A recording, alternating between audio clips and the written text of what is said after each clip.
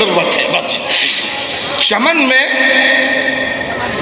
सबके लिए एहतमाम थोड़ी है, वाह कि जैसा चाहिए वैसा निजाम थोड़ी है। वाह वाह वाह, ये बहुत अच्छा मतलब था। बहुत अच्छा। क्यों आप खामोश रह गए मुझे नहीं मालूम, लेकिन अब अगर आप खामोश रहेंगे तो मेरी गजल का कत्ल हो जाएगा, इसलिए आप शरीक हो यहाँ से। चमन में सबके लिए एहतमाम थोड़ी है, कि जैसा चाहिए वैसा निजाम थोड़ी है।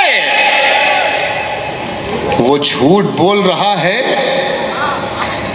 तो बोलने दो उसे, वो झूठ बोल रहा है तो बोलने दो उसे। दुकानदार है कोई इमाम थोड़ी।